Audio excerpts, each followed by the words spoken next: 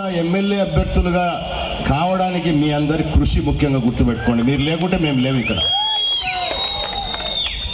ఈ 5 సంవత్సరాల్లో మీరు పడిన కష్టాలు ఒకసారి గుర్తు తెచ్చుకుంటే, ఇన్ని కష్టాలలో కూడా ఈరోజు మీరందరూ తెలుగుదేశం పార్టీ వెంట ఉండి ఈ దుర్మార్గమైన పాలన ఎప్పుడెప్పుడు అంతం పొందిద్దామా అని చెప్పేసి ఎదురు చూస్తూ ఉన్నారు మీరందరూ కూడా. ఇందాక పెద్దలందరూ కూడా అన్ని విషయాలు చెప్పినారు. ఇంకా మనకు ఎక్కువ టైం లేదు. ప్రతి ఒక్కరం, మీరు, మేము అందరం కూడా క్షేత్రస్థాయిలో ఉండి తెలుగుదేశం పార్టీని, జనసేన పార్టీని ఖచ్చితంగా మనం అధికారంలో తీసుకొచ్చి దుర్మార్గులను అంతమొందించాల్సిన టైం వచ్చేసింది. కాబట్టి మనం అందరం కూడా సిద్ధం కావాలి. బీసీలు అంటే తెలుగుదేశం పార్టీకి వెన్నెముక. గతంలో అంటే ఆ రోజు స్వర్గీయ నందమూరి తారక రామారావు గారి పార్టీ ఏర్పరిచినప్పుడు అట్టడుగున ఉన్న అన్ని వర్గాలను కూడా పైకి తీసుకొని వచ్చి రాజ్యాంగబద్ధంగా మీకు పదవులు ఇవ్వడం జరిగింది, రిజర్వేషన్లు ఇవ్వడం జరిగింది.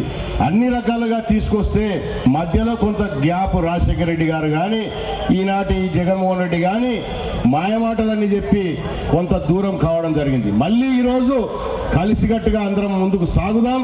తెలుగుదేశం పార్టీకి బీసీలు వెన్నెముకగా అని చెప్పేసి మళ్ళీ ఒకసారి గుర్తు చేయాల్సిన బాధ్యత ఉంది.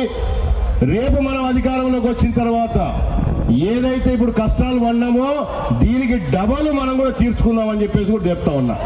ఎందుకంటే గతంలో పోయినసారి మనం అధికారంలో ఉన్నప్పుడు అభివృద్ధి అభివృద్ధి సంక్షేమం అని చెప్పేసి పార్టీలకు అతీతంగా మనం అందరం కూడా పనిచేసినాం, అందరికీ సహాయం చేయాలనే ఉద్దేశంతోనే.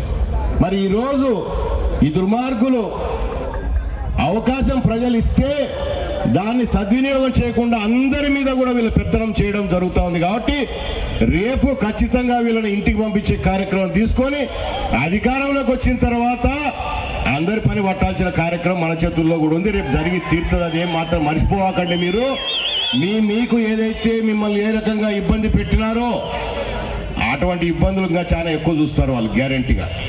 కానీ మీరు కూడా దయచేసి ఒకటి గుర్తుపెట్టుకోండి.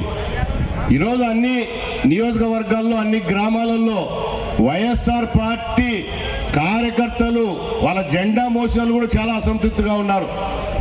వాళ్ళందరినీ కూడా కలుపుకోవాల్సిన బాధ్యత మనకు ఉంది.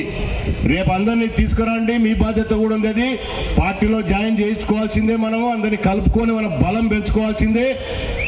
ఎవరైతే ఇకారాలు చేసి తోకలు కట్ చేసే వాళ్ళు మనం దూరం పెట్టండి, వాళ్ళ తోకలు మళ్ళీ కత్తిరిద్దాం. ఖచ్చితంగా ఇది జరిగి తీరాల్సిందే. మనమందరం కూడా ఇక కష్టపడి తెలుగుదేశం పార్టీ, జనసేన పార్టీని ఖచ్చితంగా అధికారంలోకి తీసుకురావాలని చెప్పేసి కోరుకుంటూ, మరి అవకాశం ఇచ్చిన మీకు అందరికీ కూడా పేరు పేరున